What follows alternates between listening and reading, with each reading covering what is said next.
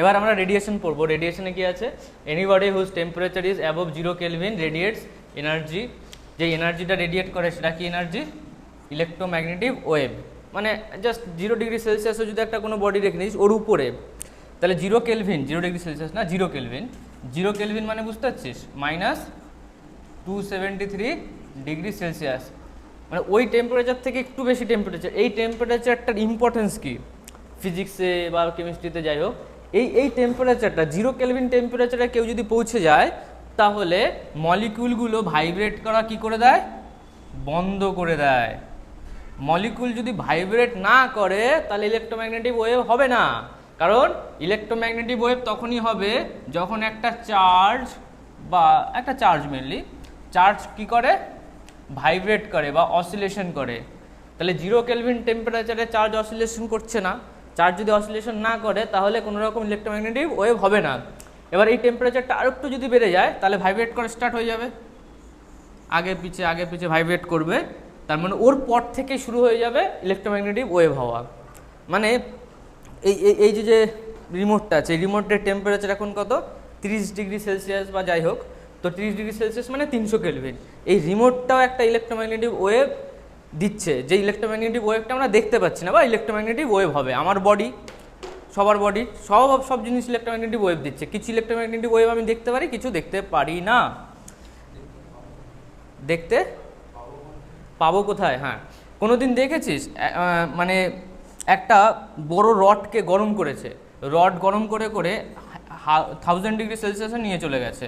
তো এই 1000 ডিগ্রি সেলসিয়াসে রডটাকে নেওয়ার পর সেই রডটা কি কালারে হয়ে যায়? রেড কালারে হয়ে যায়, ঠিক আছে? এটা হচ্ছে একটা রডটা রেড কালার হয়ে গেল, আর তুই একটা লাল জামার বা রেড কালারের একটা টি শার্ট পরেছিস, ঠিক আছে? তুই একটা কি পরেছিস? লাল কালারের টি শার্ট পরেছিস। এবার দুজনকে আমি কোথায় নিয়ে গেছি? একটা অন্ধকার রুমে। এবার বাইরে কি হচ্ছিল? বাইরে একে দেখে মনে হচ্ছিল যে রেড কালারের জামা পরে আছে, তার মানে এর কালার কি ছিল? রেড ছিল। এর কালারও কি ছিল? রেড ছিল। এটা এনভায়রনমেন্টে এই রেড কালারটা আসছিল কেন সেটা আমরা পরে বলবো। দুজনকে ভিতরে ঢুকিয়ে দিয়েছি। এবার বল, কার কালারটা দেখা যাবে, কার কালারটা দেখা যাবে না? কোন কালারটা দেখা যাবে? রডের কালারটা দেখা যাবে। কেন? কারণ এই রডের কালারটা হচ্ছে রেডিয়েশনের জন্য। আর এই লোকটার বা তোর যে লাল জামাটা ছিল সেই লাল জামাটার কালারটা রেড হচ্ছিল কার জন্য? লাইটের রিফ্লেকশনের জন্য। তো রিফ্লেকশন অ্যান্ড রেডিয়েশন দুটো আলাদা জিনিস, বোঝা গেল? তার জন্য এই রেডিয়েশনটাতে রেড কালার দেখাচ্ছিল, মানে রড 1000 ডিগ্রি সেলসিয়াসে 7200 আর্মস্টনের ইলেকট্রোম্যাগনেটিক ওয়েভ রেডিয়েট করে। আর এই ওয়েভলেন্থের যেই রেঞ্জটা থাকে সেটা হচ্ছে ভিজিবল রে। তো ভিজিবল রের যে ল্যান্ডাটা হয় সেই ল্যান্ডাটা, ভায়োলেটের ল্যান্ডাটা হয় 3600 অলমোস্ট আর্মস্টন টু। আর রেড কালার যেটা হয়, কি কালার থাকে? Violet, indigo, blue, green, yellow, orange, red. এই রেড কালারটা কত থাকে? 7200 আর্মস্টন। আর একটা ফর্মুলা আমরা এই চ্যাপ্টারের শেষে পড়বো, সেই ফর্মুলাতে এরকম একটা ফর্মুলা লেখা আছে, wave length, maximum wave length into temperature equal to constant থাকে। বি মানে কনস্ট্যান্ট, উইন্ড ডিসপ্লেসমেন্ট ল। ওকে, টেম্পারেচার ইনক্রিজ করলে কি হয়? টেম্পারেচার যদি আমি ইনক্রিজ করি তাহলে ওয়েভ লেন্থ কী হবে? ডিক্রিজ করবে। মানে টেম্পারেচারটা যখন আমি ইনক্রিজ করেছি তখন কি হয়েছে? ওয়েভ লেন্থ ডিক্রিজ করেছে। তার মানে একদম লো টেম্পারেচারে যে ওয়েভ লেন্থটা পাবো সেটা ইনফ্রারেডের আন্ডারে পাবো বা মাইক্রোওয়েভের আন্ডারে পাবো। তো এইখানটাতে কি হয়? ভিজিবলের মধ্যে পড়ছে। এর জন্য আমার বডি থেকে যে ইলেকট্রোম্যাগনেটিক রেডিয়েটেড হচ্ছে সেটা ভিজিবল রের মধ্যে পড়ছে না। বোঝা গেছে? রেডিও এর হচ্ছে ওয়েভ লেন্থ হয় সবচেয়ে ম্যাক্সিমাম ওয়েভ লেন্থ রেডিওর। লেফট টু রাইট গেলে ওয়েভ লেন্থ কী করবে? ডিক্রিজ করবে, রাইট টু লেফট গেলে কি হবে, ওয়েভলেন্থ ইনক্রিজ করবে, ফ্রিকোয়েন্সি ইনক্রিজ করে, আর এখানে ফ্রিকোয়েন্সি ডিক্রিজ করে। এবার ফ্রিকোয়েন্সি যে ইলেকট্রোম্যাগনেটিক ওয়েভ যখন হবে, মানে এই রডটার পাশে তুই যদি দাঁড়াস তোর গরম ফিল হয় না, এই গরম ফিল হওয়াটা আসছে কোথার থেকে, এই গরম ফিল হওয়াটা আসছে energy formula equal to H mu formula থেকে।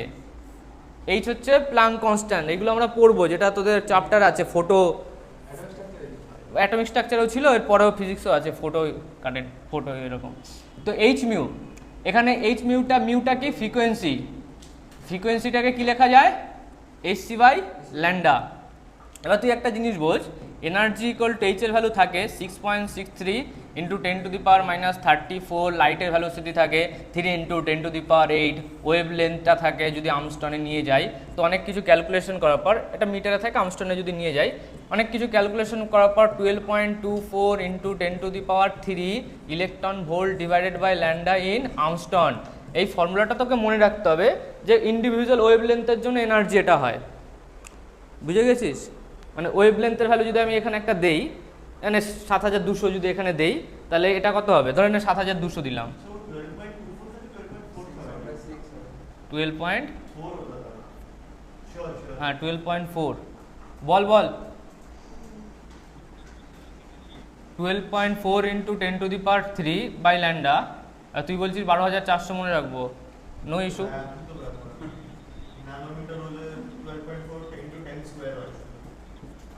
হ্যাঁ, এবার দেখ এটা কি আছে 7200, তার মানে এটাকে কি লেখা যায়, 7.2 ইন্টু 10⁻³ 10⁻³ কেটে যাবে। জেনারেলি ওয়েভ লেন্থগুলো কিসে থাকে, 1000-এ থাকে, তো তার জন্য 10⁻³ সাইডে রেখে দিয়েছিলাম, তো কেটে গেলে কি হয়ে যাবে, 12.4 ডিভাইডেড বাই 7.2 কিছু একটা হলো, এটা কিসে আসবে, ইলেকট্রন ভোল্টে আসবে। বোঝা গেছে রেডিয়েশনের, এটা এত কিছু লাগবে না এখানে, যেটা আমরা অলরেডি অ্যাটমিক স্ট্রাকচারে করে এসেছি, এইগুলো equal to HC by lambda দিয়ে। চলো দেখ, ইলেকট্রোম্যাগনেটিক ওয়েভে এই যে রডটা ছিল, গরম রড, সেই রডটা যে ওয়েভটা দিচ্ছিল, মানে এই রড থেকে এরকম একটা ওয়েভ বেরোচ্ছিল, তার মানে এখানে কোনো যদি মানুষ দাঁড়িয়ে থাকে, সেই মানুষের সঙ্গে রডের কি টাচের কোনো দরকার আছে, দরকার নেই, কারণ তো এটা একটা ওয়েভ যাচ্ছে, তাহলে অনেক দূরে থাকলেও মানুষটা গরম ফিল করতে পারে, তো এটাই তো আমাদের রিয়েল লাইফে হয়। তার জন্য বলা হয় রেডিয়েশনে টাচিং কন্ডিশন দরকার নেই, বাট কন্ডাকশনে দরকার আছে, কন্ডাকশনে টাচিং কন্ডিশন দরকার আছে, বুঝেছিস? এই রডটা মানে এখান থেকে এখানে টাচিং কন্ডিশনের দরকার থাকে, মানে টেম্পারেচার তখনই ফ্লো হবে যখন এটা রডের মধ্যে থাকবে। এবার অনেকে মনে করে যে আমি এটা ধরে নিই, এই টেম্পারেচারটা 20-30 ডিগ্রি সেলসিয়াস, তাহলে এখানে দাঁড়িয়ে থাকা লোক কিছু ফিল করতে পারবে, ফিল করতে পারবে না। এবার বাট রডের টেম্পারেচার যদি অনেক হাই থাকে, এখানে হাই টেম্পারেচার আছে 100 ডিগ্রি সেলসিয়াস, তুই বললি আমি এখানে দাঁড়িয়ে থাকি তবু আমি ফিল করতে পারি, তুই যেটা ফিল করিস সেটা কন্ডাকশনের জন্য না, তুই যেটা ফিল করিস সেটা হচ্ছে রেডিয়েশনের জন্য। তাহলে রেডিয়েশনে কোনো রকম টাচিং কন্ডিশন দরকার হয় না। এবার দেখ, একটা যদি লাইট আসে, সেই লাইটটা কি করে নিল, এটা হচ্ছে ইনসিডেন্ট লাইট। কি হলো, ইনসিডেন্ট লাইট। ইনসিডেন্ট লাইটটা একটা কাজ কি হয়ে গেল, রিফ্লেক্টেড হয়ে গেল, এটা হতে পারে। আর একটা কি হয়ে গেল, ভিতরে ঢুকে গেল, যেটাকে গ্লাস যদি থাকে তাহলে ট্রান্সমিটেড হবে।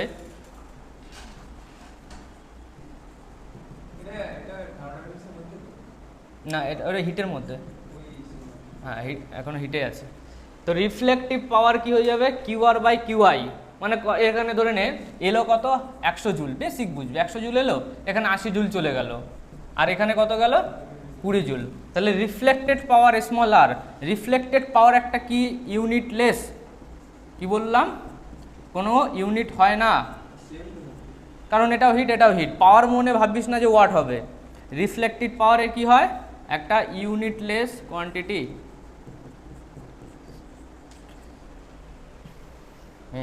রিফ্লেক্টেড এনার্জি কত ছিল, 80 জুল, আর ইনসিডেন্ট এনার্জি কত ছিল, 100 জুল।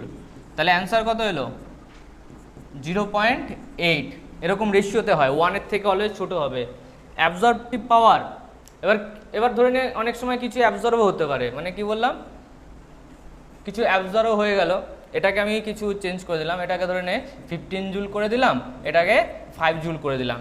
তো অ্যাবজর্বেটিভ পাওয়ার কত হলো 5 ডিভাইডেড বাই ইনসিডেন্ট 100, তো 5/10 কত আসছে 0.05।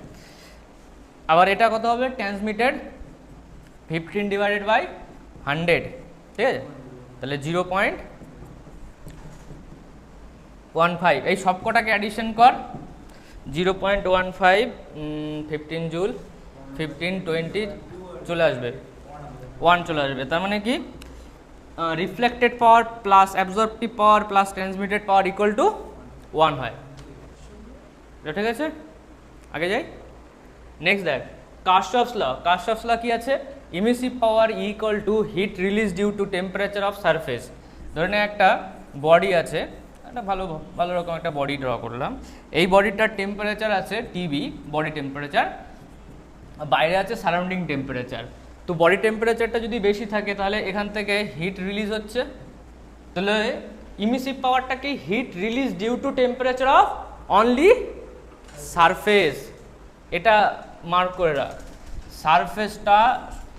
সারফেসের টেম্পারেচার যেন হয়।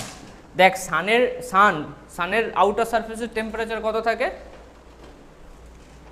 হবে কিছু একটা 6000 বা কিছু আরও বেশি হতে পারে, আরও বেশি হবে 6098 কেলভিন, যাই হোক।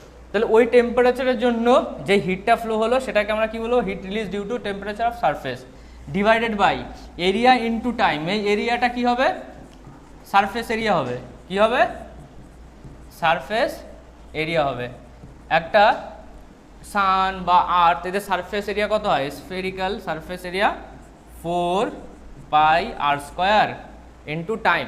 এবার দেখ এটা ছিল এনার্জি, এটা ছিল এরিয়া, তাহলে এনার্জি বাই টাইম কত হয়, এনার্জি বাই টাইম হয়ে যায় ওয়াট পাওয়ার।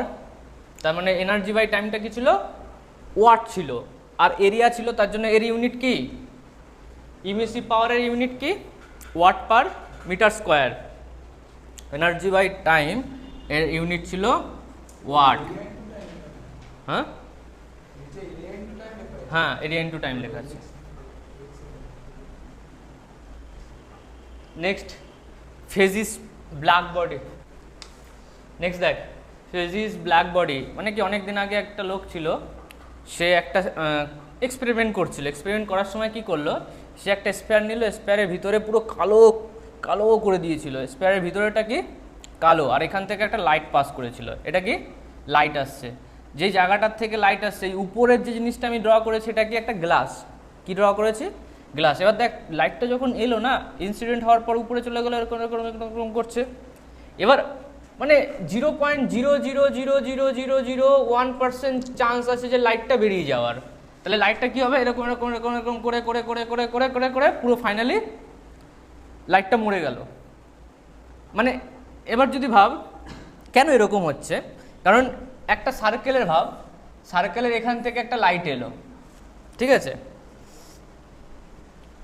এটা যদি নর্মাল হয় তাহলে ব্যাক করতে পারে, কিন্তু আমি ওই জায়গাটা দেইনি, ওর আগে আমি একটা ইনক্লাইন প্লেন তৈরি করে দিয়েছি, তার ফলে কি হয়ে যাবে, যেই একটু অ্যাঙ্গেল হয়ে গেল ওর আর সুযোগ পাবে না, কারণ এখানে শুধুমাত্র লাইট আসার জন্য যতটা ফাঁকা জায়গা ছিল ততটাই আছে, বুঝলি, খুব ছোট একটা জায়গা আছে, মানে একবার ঢুকে গেলে আর বেরোতে পারবে না। ওকে, অভিমন্যুর একটা চক্র ছিল না, চক্রগুহ, তো সেরকম টাইপের। হ্যাঁ বলো। দেখ লাইটটা এখানে এন্ট্রি করলো, এরকম এরকম ইনফাইনাইট টাইম রিফ্লেকশন হলো, তাহলে ফাইনালি কি হয়ে গেল, পুরোপুরি অ্যাবজর্ব হয়ে গেল। লাইটটা পুরোপুরি অ্যাবজর্ব হওয়া মানে কি ব্ল্যাক বডি, এর জন্য এটাকে নাম কি দেওয়া হয়েছিল, ব্ল্যাক বডি। ব্ল্যাক বডির কাজ কি, হ্যাঁ এইভাবে যদি লাইট আসে তাহলে ঢুকতে পারবে, নাহলে ঢুকতে পারবে না। তুই একটা এলইডি লাইট নিয়ে আয়, তো এলইডি লাইটটা কিরকম দিয়েছিস, লাইটটা এইভাবে ঢুকলো, ঢোকার পর আর দেখলি বেরোতে পারলো না, তুই এরকম এক্সপেরিমেন্ট করতেই পারিস, বুঝতে পেরেছিস তো। তাহলে যদি না বেরোতে পারে তার মানে পুরোপুরি অ্যাবজর্ব হয়ে গেছে, তাহলে পুরোপুরি অ্যাবজর্ব হয়ে গেলে ওটাকে আমি কি করব, কি বলবো, ব্ল্যাক বডি বলবো। তো এটা এক্সপেরিমেন্টালি চেকও করেছিল, প্রথমে এই বডির টেম্পারেচারটাও মেজার করেছিল, দেখলো 20 ডিগ্রি সেলসিয়াস, তারপর লাইট ফেলালো, লাইটের একটা এনার্জি ছিল, তারপর দেখলো যে এই বডির টেম্পারেচারটা ইনক্রিজ হয়ে গেছে, তার মানে কি লাইটটা অ্যাবজর্ব করেছে বডিটা। মানে এক্সপেরিমেন্টাল ভ্যালু আছে অনেক কিছু। কি টেম্পারেচারটা বেরিয়ে তো গেছে। আর এখানে একটু ফাঁকা রেখেছি জায়গাটা, হ্যাঁ ফাঁকা রেখেছি। এবার ভাবছি তোর মনে হতে পারে যে এই ফাঁকা রাখলাম, ওই লাইটটা তো আবার ফাঁকা জায়গার থেকে বেরিয়ে যেতে পারে, বাট এই ফাঁকা জায়গার থেকে বেরোতে গেলে লাইটটাকে এইভাবেই আসতে হবে। এইভাবে আসা ইম্পসিবল। কেন? কারণ আমি এই জায়গাটা একটু ইনক্লাইন করে দিয়েছি। ওকে, আর কোনো অপশানই নেই, ওই লাইটটা ওই অ্যাঙ্গেলেই ব্যাক আসতে পারে। ওই অ্যাঙ্গেলে তখনই ব্যাক আসবে যখন আবার একটা লাইট মানে এই সারফেসটাতে এইভাবে ইনসিডেন্ট করবে। ওই জায়গাটা তো আমি দিচ্ছি না, ওকে তো আমি ইচ্ছা করে ওর পাথটাকে চেঞ্জ করে দিয়েছি, যেই জন্য লাগবে না, যেই জন্য লাগবে না। ইনক্লাইন যদি না থাকতো তাহলে হতে পারতো, তবু আর একটা চান্স আছে অনেক, তার তবু অনেক এরকম পুরো একটু বেরোতে পারবে না। এখান থেকে লাইট এলে, আর সেই লাইটটা যদি এখানেও 90 ডিগ্রি হয় আর এখানেও যদি 90 ডিগ্রি হয় ট্যানজেন্টের সঙ্গে, তাহলে লাইটটা ব্যাক আসতো, আর কোনো অপশন নেই। তুই শুধুমাত্র লাইটটাকে একটু এই অ্যাঙ্গেলে ছেড়ে দিবি, শেষ, আসবে না। সেন্টার দিয়ে পাস করতে হবে লাইটকে। দেখ এক্সামের জন্য কি কি ইম্পর্টেন্ট আছে এখানে। Sun is a ideal black body, এখানে যা যা লেখা আছে ডিটো মনে রাখবি। সাইনটা কি? সান হচ্ছে is a ideal black body. এর ভ্যালু কত হয়? 1 হয় for black body, full absorb energy. এবার যে ব্ল্যাক বডি, যেই বডিটা ব্ল্যাক বডি, এ বোঝাচ্ছে অ্যাবজর্বটিভ পাওয়ার। এ কি ছিল? QA by QI. Energy absorb by normal body. Normal বডিতে কি হয়? Energy absorb a into QI হয়।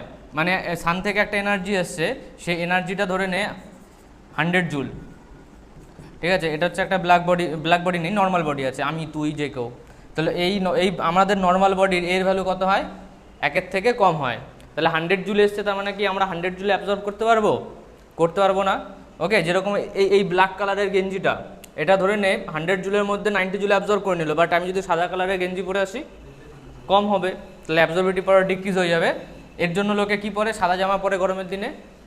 আবার দেখ energy release by normal body, এটা আর চলে আসবে। এবার আমার একটা বডি টেম্পারেচার আছে, আমার বডিটাও কি করে? এনার্জি রিলিজ করে। যেরকম অ্যাবজর্ব করে, সিমিলারলি বডিও রিলিজও করে, কারণ বডির মধ্যে রেডিয়েশন আছে। গুড অ্যাবজর্বার আর জেনারেলি ব্ল্যাক অ্যান্ড রাফ। একটা অ্যাবজর্ব কি হতে হবে? ফার্স্ট অফ অল কালো কালার হতে হবে, আর কি হতে হবে? রাফ হতে হবে। আর হোয়াইট অ্যান্ড শাইনি সারফেস আর ব্যাড অবজারভার। যতগুলো হ্যাশট্যাগ মার্ক করে দিয়েছি প্রত্যেকটা থেকে এমসিকিউ আসতে পারে।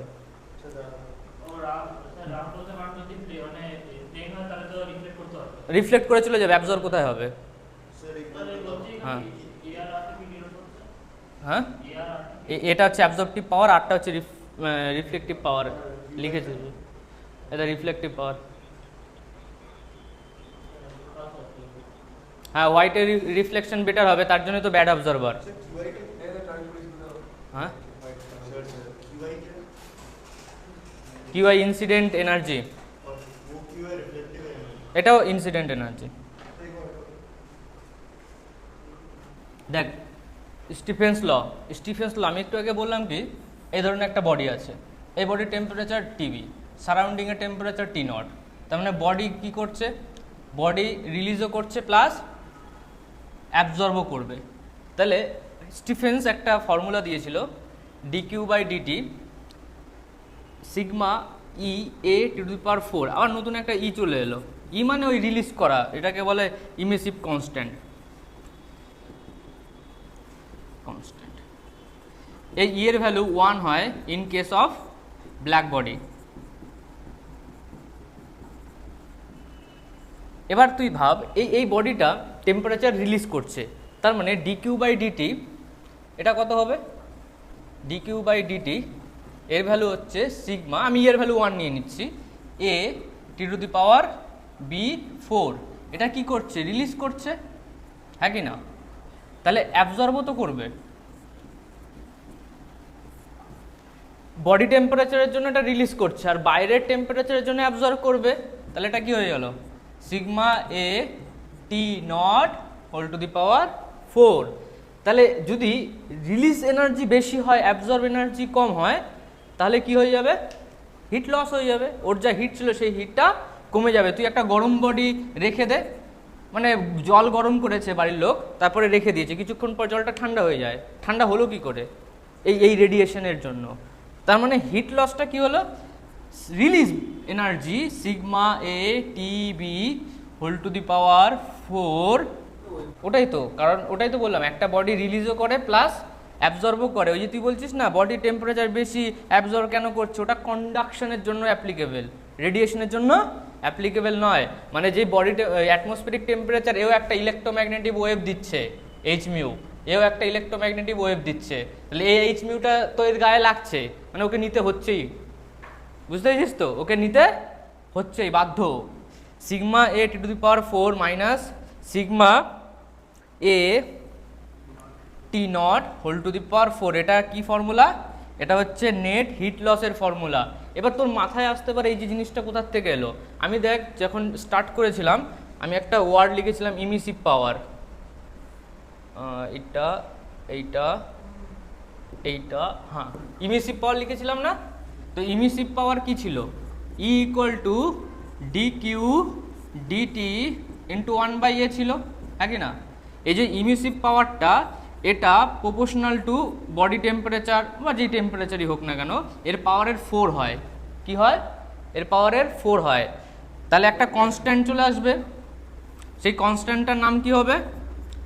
একটা ফার্স্ট অফ অল ইউ তো চলে আসে, ডিপেন্ড করবে যদি ব্ল্যাক বডি হয় তাহলে এর ভ্যালু 1 হবে, ব্ল্যাক বডি না হলে এর ভ্যালু 1 হবে না। তাহলে E equal to sigma, Stefan's প্রথম স্টিফেন্স এই এক্সপেরিমেন্ট করেছিল, তো E equal to Stefan constant sigma into E to the power 4। এই যে ইটা এসছে, ইটাকে আমি কি লিখতে পারি বল? D Q DT into 1/a, তো sigma E to the power 4। এবার এটা এদিকে চলে আসবে, তো এখান থেকে ওই ফর্মুলাটা এসছে ডি কিউ বাই ডিটি। এই ডি কিউ বাই ডিটিটা কি এলো? ডি কিউ বাই ডিটিটা এলো sigma E A T to the power 4। এটাকে কি বলে? এটাকে বলা হয় রেট।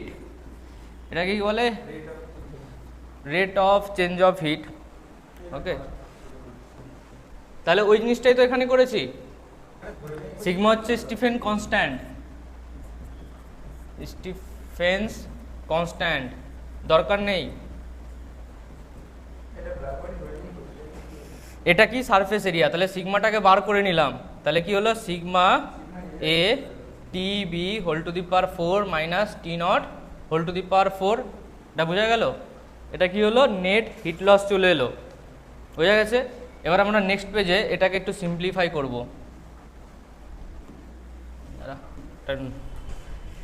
লাস্ট ফর্মুলাটা লিখে নে, নেট হিট লস। ইয়ের ভ্যালুটা এখানে 1 নিয়ে করেছি, তুই রাখতেও পারিস, তাহলে কোশ্চেনে দিয়ে দেবে ইয়ের ভ্যালু। হ্যাঁ, তোদের ইটাকে 1 ধরেই করতে বলবে, সবাইদেরই দেয়, অত টাফ দেবে না, অ্যাডভান্সে হলো দিতে পারে। এই কোশ্চেনটা সলভ কর আগে। অ্যান্সার হচ্ছে 1024/81।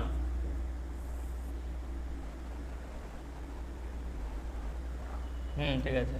দেখ ডি কিউ এস সান, সানের জন্য কি হচ্ছে? Sigma E A T sun whole to the power 4 divided by sigma E star T star whole to the power 4।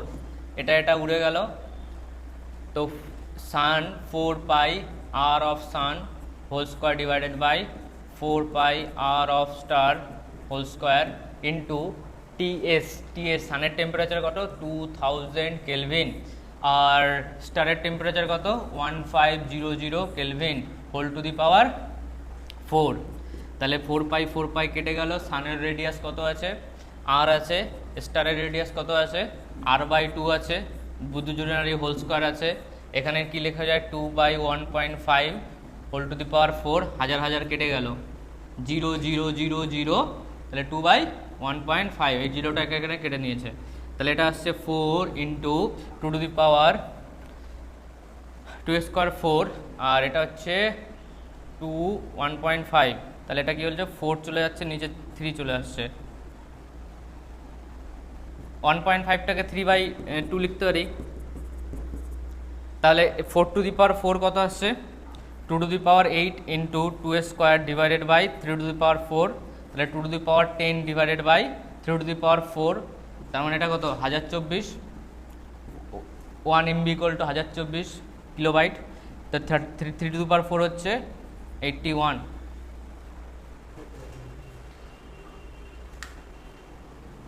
আচ্ছা দেখ rate of heat loss, rate of heat লসের formula কি হবে? Sigma E A T to the power 4 minus T naught whole to the power 4। এই টিটা কি body temperature, এটাও লিখেছিলাম। আর এই টি নটটা কি সারাউন্ডিং টেম্পারেচার, অ্যাটমসফিয়ার টেম্পারেচার। হ্যাঁ হ্যাঁ টি বি লিখেছিলাম, বডি টেম্পারেচার। ঠিক আছে। রেট অফ কুলিং এটা কি ছিল? ডি কিউ বাই ডিটি ছিল। এটা কি ছিল? D Q by DT. আচ্ছা হিট লস, তাহলে একটা সাইন কি হয়? নেগেটিভ হয়। তাহলে D Q by DT equal to sigma E A. এবার এটা মনে রাখবে, এটা কি হয়? স্ফেরিক্যাল বডি হলে 4 পাই আর স্কয়ার হয়ে যাবে, মাথায় থাকবে স্ফেরিক্যাল বডির জন্য। আর এখানে d Q by DT equal to sigma E A T B whole to the power 4 minus T naught whole to the power 4। D Q by dt, আমাদের ডি কিউ এর ফর্মুলা কি ছিল? আগের চ্যাপ্টারে ডি কিউটা কি ছিল? মস্তি ছিল, এম এস ডেল্টা টি ছিল। তাহলে আমি জাস্ট ডি কিউটাকে কি লিখে দিলাম? এম এস ডেল্টা টি বা ডিটি। এই টিটা কি? এই ক্যাপিটাল টিটা কি? টেম্পারেচার। ওকে। আর স্মল টিটা কি? টাইম। তাহলে এটা ডেল্টা টি বাই ডিটি চলে এলো। এটা কি minus sigma E A T B whole to the power 4 minus T naught whole to the power 4। T নটটা কি ছিল?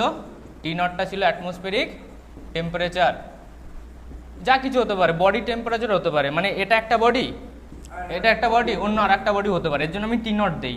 সবসময় যে সারাউন্ডিং হবে এর কোনো গ্যারান্টি নেই। ওকে, দুটো বডি রেখে দিয়েছিস, তাই না? তো এটা যদি টি বি হয়, এটা টি নট হলো। তো এ রেডিয়েট করছে, এ অ্যাবজর্ব করছে। বাই দ্য ওয়ে, আমার মেন জিনিস কি লাগবে?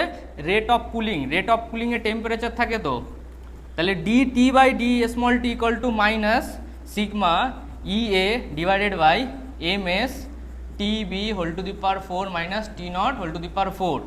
এই যে লাস্টে যে এই ফর্মুলাটা লাস্টে এলাম না, এটাকে ব্লক করে লিখে নে তাড়াতাড়ি। আর উপরে একটা ফর্মুলা কি ছিল? Rate of heat loss. এই দুটো ফর্মুলা নোট করে নে, রেডিয়েশনে কোশ্চেন এখান থেকে আসবে। रेट ऑफ हीट लॉस में अगर हम कोई नेगेटिव सिंबल लगा देते हैं, हाँ, तो वो आपका रेट ऑफ कूलिंग ही बन जाएगा। নেই। রেট অফ হিট লসে কি ছিল?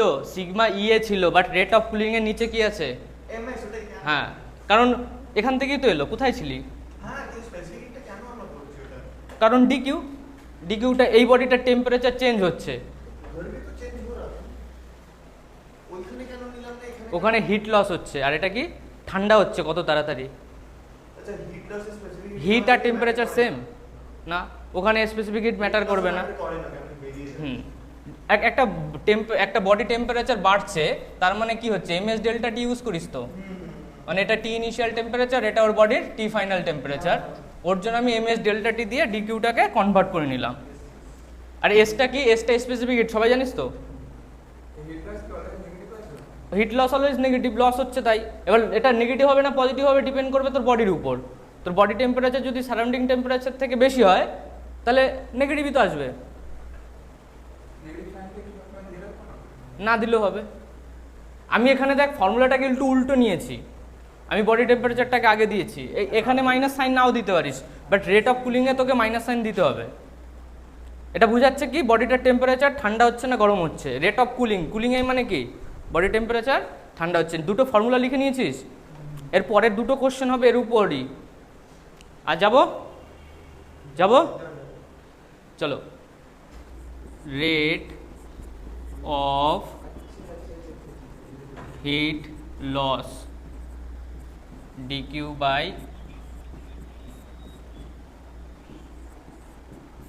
বল, সৌরদীপ বল। হ্যাঁ, না না, রেডিয়াসটা আলাদা শুধু আছে। হ্যাঁ, না না ওটা হবে না। মাইনাস সাইনটার জন্য আমি বলতে পারছি তো মাইনাস সাইন না দিয়ে নেব না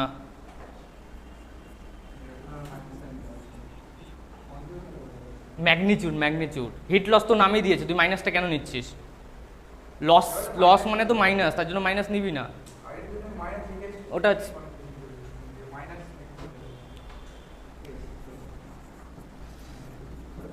হ্যাঁ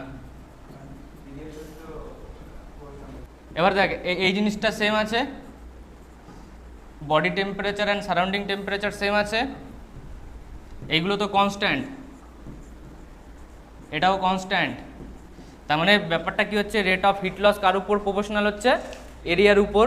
আবার এরিয়াটা কি? এরিয়াটা হচ্ছে 4 পাই r1 স্কোয়ার, এরিয়া টুটা কি 4 পাই r2 স্কোয়ার। তাহলে D Q by dt proportional to যদি এরিয়া হয় তাহলে ডি কিউ বাই ডিটি কী হবে? প্রপোর্শনাল টু আর স্কোয়ার হবে। তাহলে যার রেডিয়াস বেশি সেই অ্যান্সার। এর মধ্যে রেডিয়াস কার বড় ছিল? r1 এর বেশি ছিল তো, তাহলে হিট লসও কার বেশি হবে বল?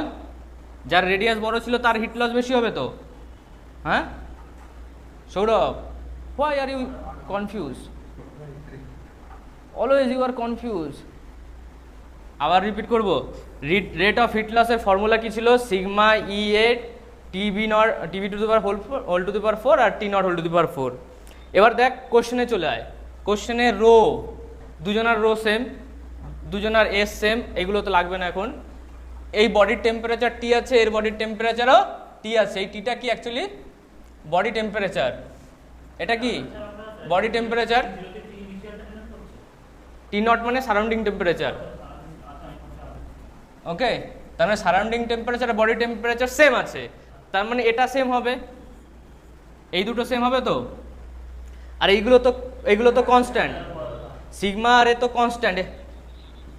হ্যাঁ এবার কেউ যদি বলে d Q by d divided by d Q by dt, এটা 1 এটা 2, তাহলে কি হলো? a1 বাই a2 হয়ে গেল না?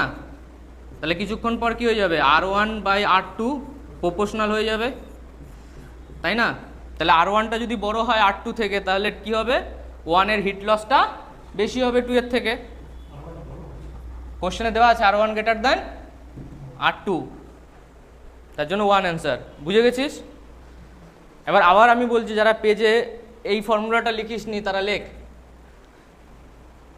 রেট অফ কুলিং, কারণ তার পরের কোশ্চেনটা এমটা হচ্ছে মাস, এসটা হচ্ছে specific heat. Comment on rate of cooling,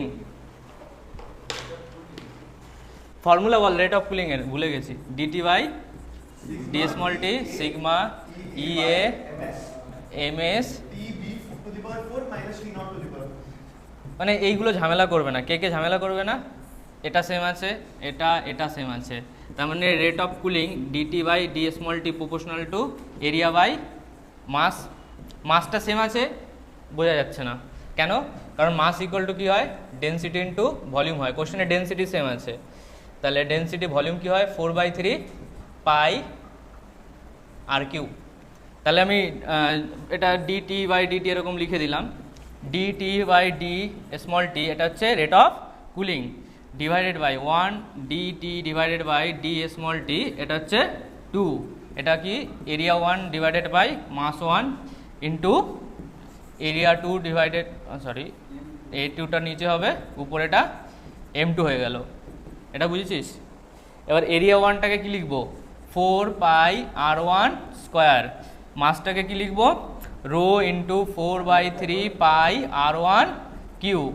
এবার m2টাকে কি লিখবো? Rho into 4/3 pi r2 cube divided by rho into 4 pi r2 square. তার মানে দেখতে পাচ্ছিস কি হচ্ছে? উপরে r2 হচ্ছে, নিচে r1 হচ্ছে। কোশ্চেনে কি দেওয়া আছে? r1 গ্রেটার দ্যান r2, তার মানে কি হচ্ছে? r2 বাই r1 ব্যাপারটা কি হয়ে যাবে? লেস দ্যান 1 হয়ে যাবে। তাহলে এর ভ্যালুটা কি হয়ে গেল? Less than 1। তার মানে 1-এর DT by D small T এটা কি হয়ে যাবে? কে বড়, 1 না 2? 2 বড়। এটা বুঝলি, R1/R2টা এখান থেকে গ্রেটার দেন 1, তাহলে R2/R1 কি হয়ে যাবে, লেস দেন 1 হয়ে যাবে। Option B is correct. এই টাইপের কোশ্চেন দেবে, তোকে মাথায় খাটাতে হবে না সিগমা নিয়ে, সিগমা দিয়ে কোনোদিন কোশ্চেন দেবে না। আর না, এটা মাস তোমরা বলছো। মাস থেকে আমার ডাইরেক্ট রিজেকশন বসে রয়েছে। এটা স্ফেরিক্যাল। হ্যাঁ, মাস আর এরিয়া। এবার ব্যাপার হচ্ছে মাসটাকে সবাই ডেনসিটি দেখে সমান করে দেয়, ওখানটাই গন্ডগোল হয়ে যাবে। হ্যাঁ, হ্যালো, শুনতে পাচ্ছি সবাই?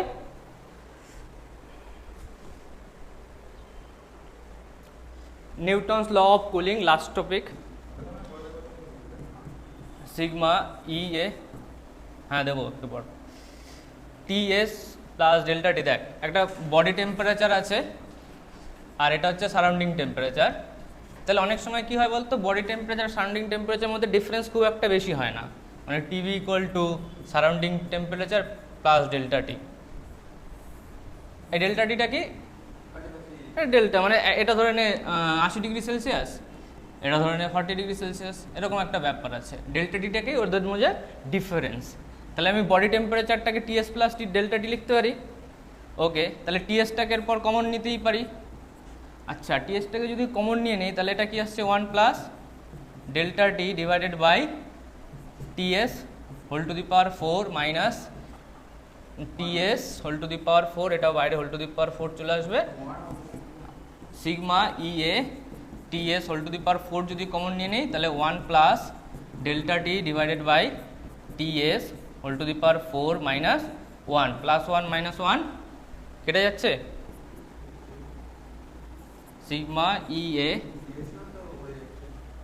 হ্যাঁ, ও টিএস কটা থেকে যাচ্ছে, তাহলে আর একটু দ্বারা এটা হোল টু দি পাওয়ার 4 টোটালটাই ছিল, তাই না? তাহলে ভাই এবার বাইনোমিয়াল এক্সপেনশন লাগবে। বাইনোমিয়াল এক্সপেনশন বুঝিস, 1 plus x whole to the power n equal to 1 plus n x হয়। যদি এক্সের ভ্যালু কম থাকে তাহলে আমি কি লিখলাম, দেখ টিএস বেরিয়ে গেল, তাহলে এটা হলো 1 plus 4 into delta T divided by TS, কি বলিস, মাইনাস 1।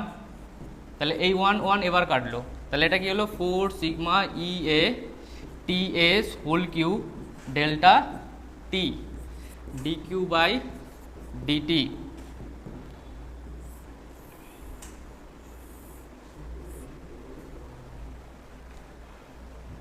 ঠিক আছে, এবার আমরা dq by dt আমরা যদি এটাকে কিসে নিয়ে যাই, রেট অফ কুলিংয়ে, তাহলে চুপচাপ শুধু ms ডিভাইড করে দিবি, চুপচাপ 4 সিগমা ই এ, মাইনাস দিলেও দিতে পারিস, না দিলেও দিতে পারিস, TS whole Q into delta টি।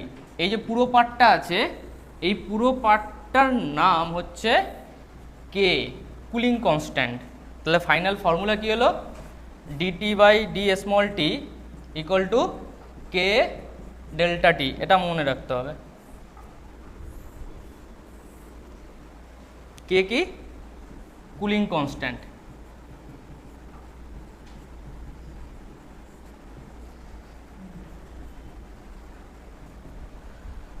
বোঝা গেছে? এখানে ডেল্টা টিটা কি ছিল, body temperature minus surrounding temperature. তো এখানে ডেল্টা টিটা, এবার যখন আমি এই ফর্মুলাটাতে দেখ ডি আছে, স্মল ডি আছে, খুব শর্ট, স্মল ডি মানে কি, short difference, short change.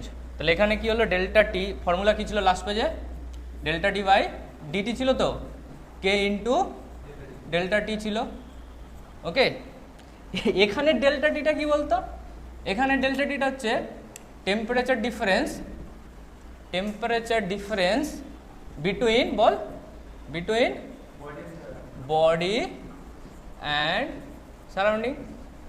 But এখানে ডেল্টা টিটা কি, এখানে ডেল্টা টিটা হচ্ছে টি ফাইনাল মাইনাস টি ইনিশিয়াল। ওকে, ওই যে আমরা যে এমএস ডেল্টা টি করি না, ওখান থেকেই তো এই ডেল্টা টিটা এসছে। এই ডেল্টা টিটা কি, বডির ইনিশিয়াল আর ফাইনাল টেম্পারেচার মাঝে ডিফারেন্স। বোঝা গেল?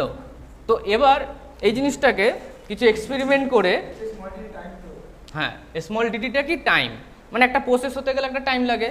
মানে ফাইনাল টেম্পারেচার, তোর বাড়িতে জল গরম করে রেখে দিয়েছে, তো জলটা ঠান্ডা হয়েছে, জল যখন ছিল তখন ধরে নে 110 ডিগ্রি সেলসিয়াসের জল ছিল, এটা ঠান্ডা হয়েছে তো, তাহলে ঠান্ডা হয়ে কত ডিগ্রি সেলসিয়াস গেল, ধরে নে 55 ডিগ্রি সেলসিয়াস গেল। আর অ্যাটমসফেরিক টেম্পারেচার কত শীতের দিনে, বাইরে 10 ডিগ্রি সেলসিয়াস। ব্যাপারগুলো বোঝ এখানে।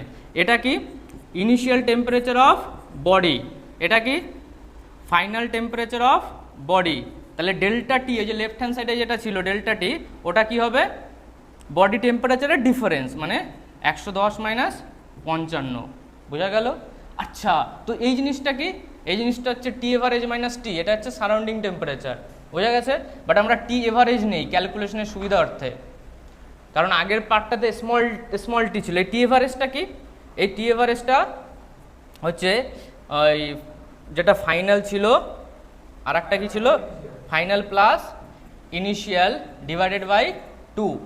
এটা বডি টেম্পারেচার, তো এটা কি বডি টেম্পারেচার, ওই বডি টেম্পারেচারেই এভারেজ ভ্যালু নিচ্ছি। ফাইনাল একটা টাইমে ছিল, ইনিশিয়াল একটা টাইমে ছিল, এক্স্যাক্টলি কোন টাইমে নেব কোনো তোর আইডিয়া আছে? কোনো তো আইডিয়া নেই না এক্স্যাক্টলি কোন টাইমে নেব টেম্পারেচার, কারণ এটা তো পুরো প্রসেস চলছে। ইনিশিয়ালি 110 ছিল, ফাইনালি 55 হচ্ছে, তার জন্য আমরা এই টি এর জায়গাটায় কি নেব? তুই যদি এটা ফাইনাল লিস তাহলে ইনিশিয়ালটা রাগ করবে, ইনিশিয়াল নিলে ফাইনালটা রাগ করবে। আমরা কি করলাম, এভারেজ নিয়ে নিলাম।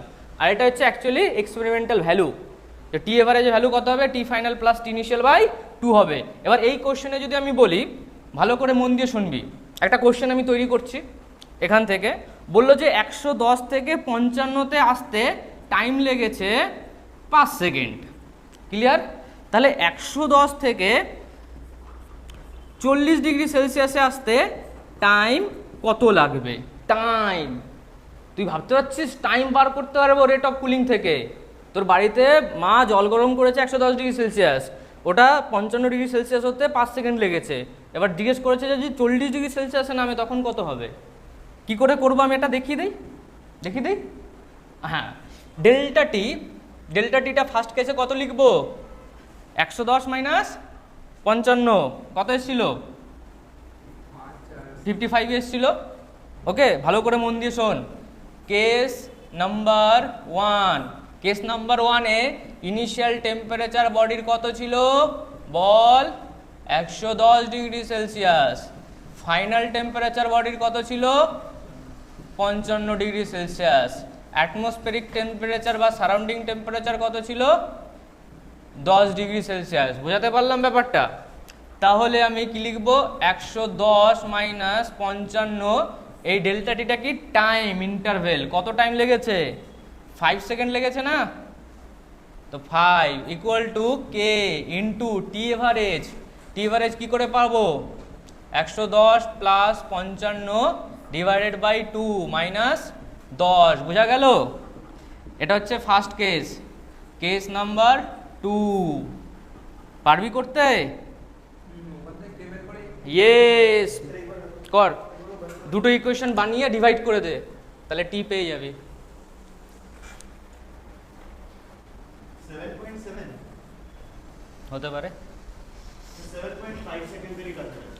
তো সেকেন্ড কেসে আমি কি লিখবো? 110 মাইনাস 40 ডিভাইডেড বাই টাইম কি আমি জানি না, তাহলে T equal to K 110 plus 40 divided by 2 minus 10।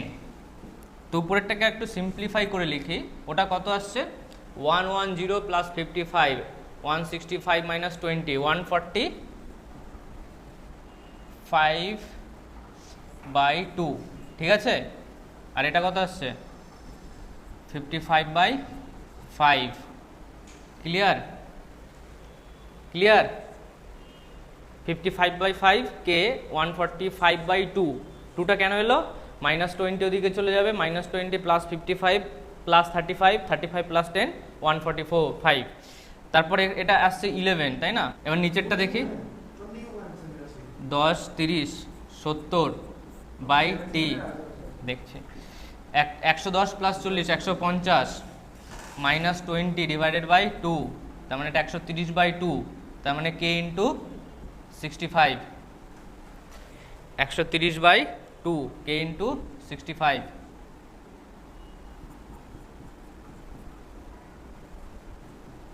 আর এটা কত আসছে? 70 বাই টি। তাহলে টি এর ভ্যালু কত? 70/k into 65। হ্যাঁ, k এর ভ্যালু কত লিখবো? 70/k এর ভ্যালু, এখান থেকে k এর ভ্যালু পাচ্ছি তো 11 into 2 divided by 145। 11 into 2, 11 into 2 22, 22 divided by 145 into calculation একটু বাজে আসবে আর কি। 6.2 সেকেন্ড এরকম আছে বা মানে আপনার মতন অ্যাভারেজ হুম। করে 145 ডিভাইডেড বাই 22 ইন্টু 65, 13, এটা 2, 13 আর 65 কাটবে 5 দিয়ে, ও 7, ও 7 second.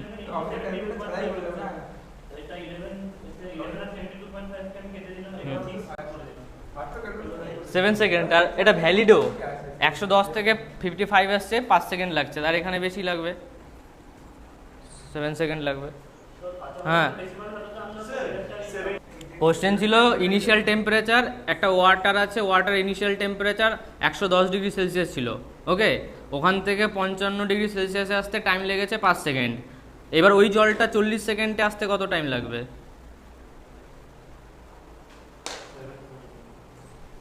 Wind displacement law, lambda M into T equal to constant, কিছুই না। এরকম অনেকগুলো গ্রাফ তৈরি হয়,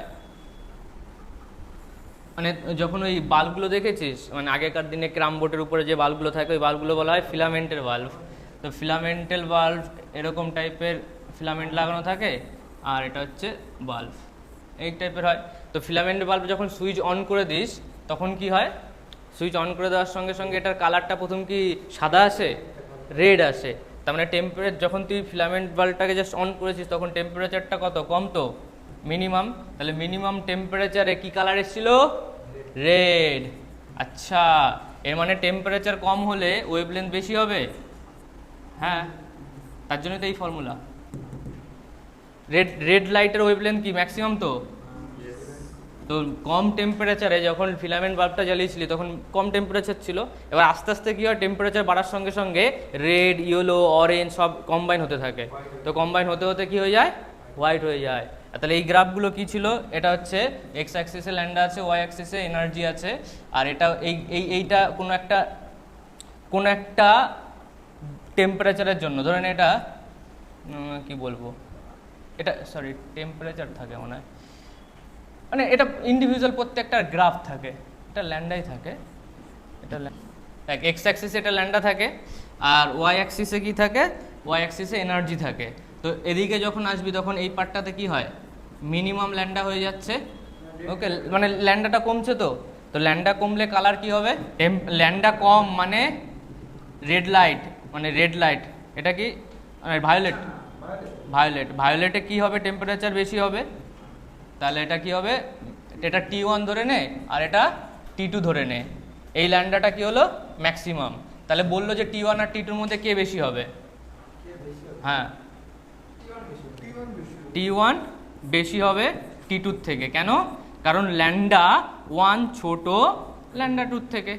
বোঝা গেল? গ্রাফ থেকে এরকম কোশ্চেন দিতে পারে। বুঝেছিস সবাই? বুঝেছিস? চ্যাপ্টার শেষ। রেডিয়েশন শেষ।